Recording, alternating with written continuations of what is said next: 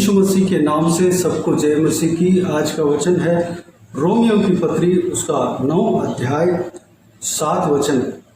और न अब्राहम के वंश होने के कारण सब उसकी संतान ठहरे, परंतु लिखा है इसहाक ही से तेरा वंश कहलाएगा। मेरे प्रियो, यहाँ पर अब्राहम के वंश के ऊपर जो आशीष परमेश्वर ने बोया है, परमेश्वर ने अब्राहम के वंश को जो आशीष देने का वाचा दिया है, उस विषय के बारे में यहाँ पर पवित्र प्रेरित पौलुस कहते हुए हम देख सकते हैं। अब्राहम को यह आशीष मिला कि तेरा संतान को जिस तरह आकाश के तारागण है जो कि गिन नहीं सकता, उस तरह मैं बढ़ाऊंगा, और समुद्र के किनारे जो बालू है, बालू के किनकों के समान तेरा वंश को बढ़ाऊंगा। तुम्हारा संतान वैसे ही बढ़ेगा, इसहाक ही से तुम्हारा संतान आशीष पाएगा। इस तरह की आशीष परमेश्वर अब्राहम को दिया था। अब्राहम को अपने बुढ़ापे में कई सारे संतान उत्पन्न हुए थे। इसहाक जो है प्रतिज्ञा का संतान था। उससे पहले इश्माइल जन्म हुआ था। इश्माइल के संतानों को वह आशीष जो प्रतिज्ञा में था वह नहीं मिला, क्योंकि वह प्रतिज्ञा का संतान नहीं था, क्योंकि वह अब्राहम के पत्नी सारा के इच्छा के अनुसार उनके नौकर जो उनका दासी आगार के द्वारा अब्राहम से जन्म हुआ, वह संतान परमेश्वर के इच्छा में नहीं था। लेकिन फिर भी अब्राहम के द्वारा इश्माइल जन्म हुआ, इसलिए परमेश्वर इश्माइल को भी आशीष दिया। लेकिन प्रतिज्ञा के अनुसार, वाचा के अनुसार, इसहाक के पीढ़ी में ही वह जो कुछ भी आशीषें अब्राहम को मिला सब कुछ पहुंचेगा। जिस तरह परमेश्वर ने वाचा दिया, प्रतिज्ञा दिया, ठीक उसी तरह अब्राहम के जो संतान, जो प्रतिज्ञा के संतान था, इसहाक जन्म हुआ। इसहाक के द्वारा याकूब और येसा जन्म हुआ। परमेश्वर याकूब को आशीष दिया। याकूब के द्वारा 12 जो गोत्र उनमें से निकला। याकूब के नाम इज़राइल रखा गया, परमेश्वर की ओर से इज़राइल रखा गया। और जो याकूब का यानी कि इज़राइल का जो भी संतान है, 12 बेटे हैं, उनका सारा बेटों के जो बच्चे हैं उन सब का नाम इज़राइली कहा गया। वह सब प्रतिज्ञा के जन है, प्रतिज्ञा के बागी हैं। लेकिन इज़राइली जन जिस तरह परमेश्वर चाहता था उस तरह नहीं किया, ग्रहण नहीं किया, परमेश्वर के आज्ञाओं को नहीं माना। परमेश्वर का वचन इस प्रकार कहता है कि 6 वचन में, परंतु ये नहीं कि परमेश्वर का वचन टल गया, इसलिए कि जो इज़राइल के वंश है वे सब इज़राइली नहीं। जो शारीरिक रूप में जो इज़राइल का गोत्र में जो जन्म लिया है वह सब इज़राइली नहीं है। जो आत्मिक रूप में जो इज़राइली है वही इस प्रतिज्ञा के बागी है, यानी कि परमेश्वर के संतान है और आत्मिक इज़राइली है।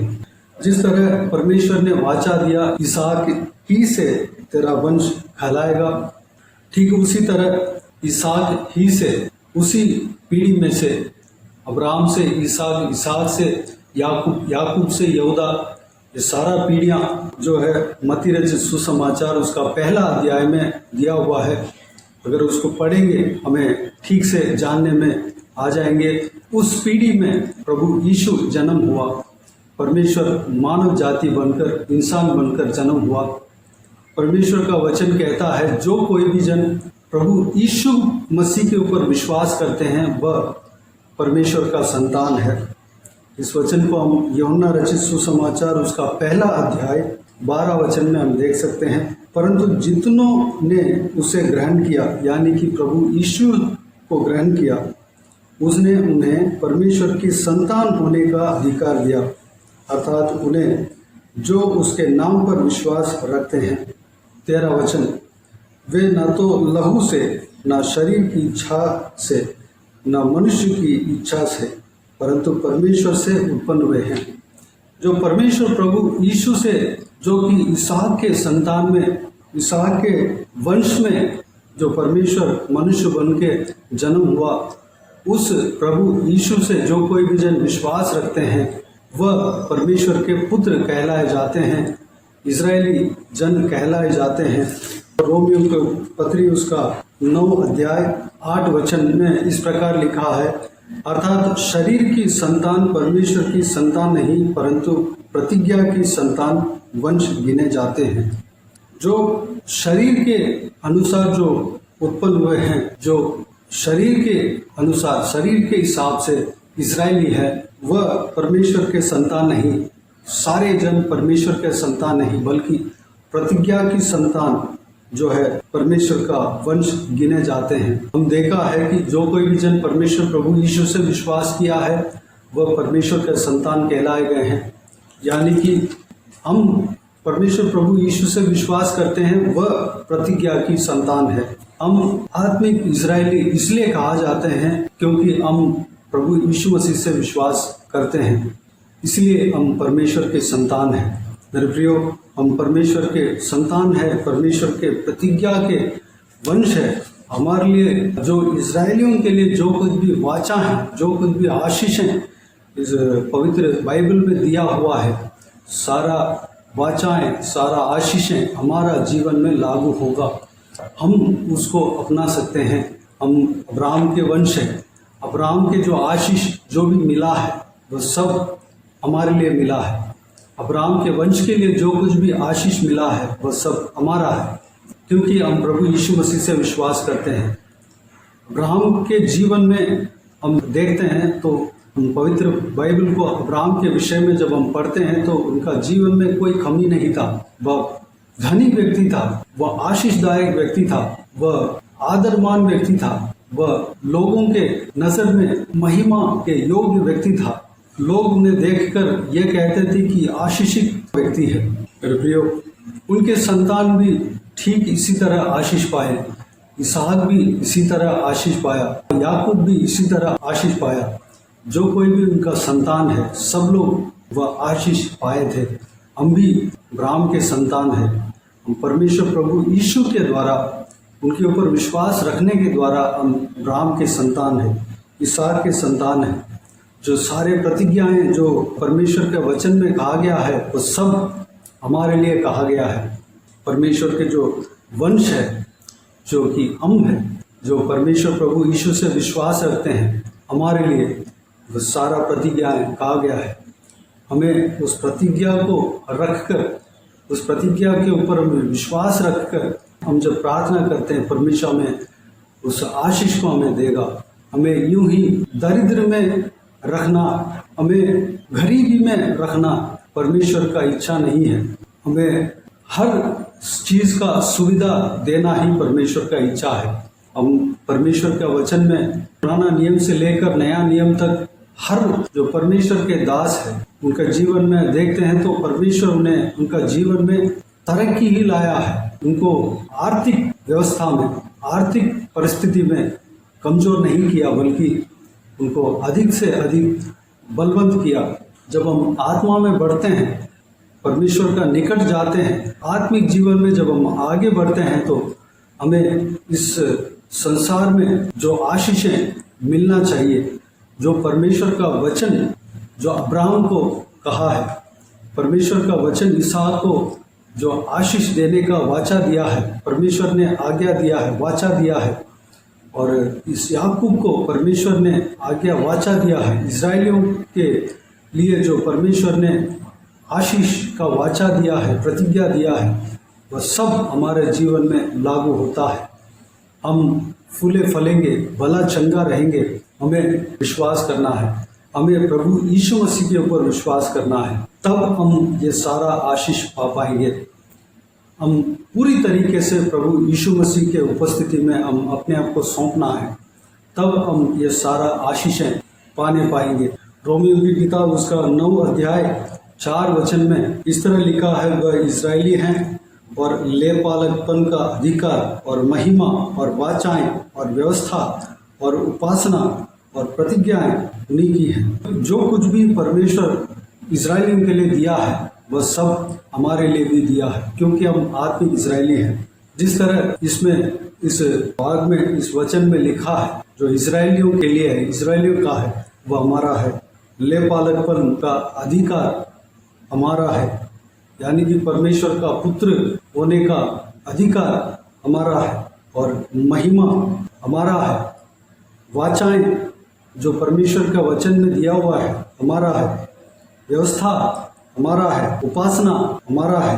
प्रतिज्ञाएं हमारा है। जो इजरायलियों के लिए जो कुछ भी अधिकार, जो आशीषें दिया हुआ है, सब कुछ हमारे लिए भी है। मेरे प्रियो, इस वचन के ऊपर हमें विश्वास करना है। हम विश्वास करें, परमेश्वर जिस तरह अब्राहम को आशीष दिया, इसहाक को आशीष दिया, इजरायलियों को आशीष दिया, याकूब को आशीष दिया, याकूब के संतानों को आशीष दिया, जिस तरह उनके पिताओं को वाचा दिया था, अब्राहम को वाचा दिया था, उस तरह उन्हें आशीष दिया। उस प्रतिज्ञा को नहीं टाला, नहीं तोड़ा। जैसे परमेश्वर ने कहा, वाचा दिया, उस वाचा को पूरा किया। हमारा जीवन में भी पूरा करेंगे। हम भी इस वाचा के ऊपर, प्रतिज्ञाएं के ऊपर विश्वास करना है। पवित्र बाइबल में जो इस्राएलियों के लिए जो जो आशीषें परमेश्वर ने दिया है, सारा विषय को हमें जानकर हम परमेश्वर से जब हम प्रार्थना करते हैं, उसके ऊपर विश्वास करते हैं, परमेश्वर से मांगते हैं, तो परमेश्वर हमें अपरंपार आशीष देगा। मेरे प्रियो, ये जो विश्वास हमारे अंदर आने के लिए अपने आप को परमेश्वर के हाथों में समर्पित करें। आइए हम प्रार्थना में जाएं। स्वर्गीय पिता, दयालु परमेश्वर, आपको धन्यवाद देता हूँ आज के इस बहुमूल्य वचन के लिए। आपको धन्यवाद देता हूँ परमेश्वर, बीते हुए दिनों में हमें संभाला, बचाया, सुरक्षित रखा। आपको धन्यवाद देता हूँ परमेश्वर, आज का इस नए दिन में प्रवेश होने के लिए अनुग्रह दिया। आपको धन्यवाद देता हूँ। इस नए महीने में प्रवेश होने के लिए अनुग्रह दिया। आपको धन्यवाद देता हूँ। बीते हुए महीने में हमें आपके अनुग्रह से हमें थामा, हमें चलाया, हमें सुरक्षित रखा, हमें बचाया, हमारे संग रहा। आपके हाथ हमारे साथ हमेशा रहा। आपको धन्यवाद देता हूँ परमेश्वर। पिताजी, आने वाला समय में भी हमें चलाएंगे। आपको धन्यवाद देता हूँ। इस नए महीने में हमें चलाएंगे परमेश्वर। आपके अनुग्रह के द्वारा हमें थामेंगे, हमें आपकी इच्छा के अनुसार चलाएंगे। आपको धन्यवाद देता हूँ परमेश्वर। आपके अनुग्रह हमारे ऊपर हमेशा बने रहने के लिए आपको धन्यवाद देता हूँ परमेश्वर। पिताजी, इस वचन के अनुसार हमें चलाना। पिताजी, जो इस वचन के अनुसार हम विश्वास रखने के लिए अनुग्रह देना। पिता, जो इसहाक ही से तेरा वंश कहलाएगा, इस तरह की आशीषें अब्राहम को दिया है। पिताजी, आप प्रभु यीशु मसीह इसहाक के वंश में से उत्पन्न हुआ। जो कोई भी जन प्रभु यीशु मसीह से विश्वास रखते हैं, वह परमेश्वर का पुत्र है। और जो हम परमेश्वर प्रभु यीशु मसीह के ऊपर विश्वास रखने के द्वारा हम भी इसहाक के वंश कहलाए जाते हैं। हम भी आत्मिक इजरायली कहलाए जाते हैं परमेश्वर। इस विषय को हम विश्वास करने पाए पिता। जो कोई भी आशीषें इजरायली जन को आपने दिया है, सारा आशीषें हमारे लिए भी है परमेश्वर। धन्यवाद देता हूँ पिताजी। इस आपके बहुमूल्य वचन में जो कुछ भी परमेश्वर अधिकार आशीषें दिया है, सब हमारे लिए है परमेश्वर। हम इस बात को हम विश्वास करने पाए। अनुग्रह देना। जिस तरह अब्राहम को आशीष दिया, इसहाक को आशीष दिया, याकूब को आशीष दिया, हमें भी आशीष देना पिता परमेश्वर। हम हालेलुया, हम विश्वास करते हैं कि लेपालकपन का अधिकार हमारा है, महिमा हमारा है, वाचाएं हमारा है, व्यवस्था हमारा है, उपासना हमारा है, प्रतिज्ञाएं हमारा है परमेश्वर। पिताजी, जो कुछ भी आशीषें, जो कुछ भी काम, जो कुछ भी कार्य परमेश्वर इजरायलियों को सौंपा है, सब हमारे लिए है परमेश्वर। हमें चलाना पिता। अपने आपको दीन और नम्र करके आपके हाथों में सौंपते हैं परमेश्वर। हम आपके जन हैं, आपके पुत्र हैं परमेश्वर। आपके पुत्र जिस तरह रहना चाहिए, आपके जन जिस तरह रहना चाहिए, उस तरह हम रहने के लिए अनुग्रह देना पिता। आपके लिए हम खड़े रहने पाए, आपका जीवित गवाह बनकर रहने पाए। हालेलुया। जिस तरह इजरायली जन रहना है, जिस तरह इजरायली जन का जीवन से आप चाहते थे, जो विषय आप चाहते थे, वह कार्य हम करने पाए परमेश्वर। अनुग्रह देना पिता। हालेलुया। हम आपको प्रसन्न करने पाए, आपको खुश कराने पाए पिता। धन्यवाद देता हूँ परमेश्वर। हालेलुया। धन्य आपको उपासना करते रहने पाए, आपको आराधना करते रहने पाए। जिस तरह इस्राएली जन करते थे और इस्राएली जन को करना चाहिए और सब कुछ हम करने पाएँ, अनुग्रह देना पिता। बाकी सारे बातों को आपके हाथों में सौंपते हैं। जो कोई भी व्यूअर्स है उन सभी को आशीष देना, संभालना, किसी को भी कोई भी कमी गति ना होने देना, भरपूर आशीष देना पिता। हालेलुया। परमेश्वर आर्थिक स्थिति में उन्हें बहुतायत से आशीष देना पिता।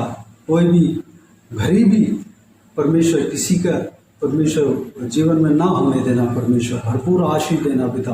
कंगालपन नहीं होने देना परमेश्वर, सारा ज़रूरतों को पूरा करना परमेश्वर, हर चीज़ उपलब्ध उनका जीवन में होने पाए परमेश्वर। इस संसार में जीने के लिए परमेश्वर हर व्यवस्थाएं उनका जीवन में होने पाए पिता, कोई कमी ना होने देना पिता, भरपूर आशीष देना पिता। धन्यवाद। जिस तरह अब्राहम को आपने आशीष दिया, इसहाक को और याकूब का आपने आशीष दिया, हमें भी आशीष देना, संभालना परमेश्वर।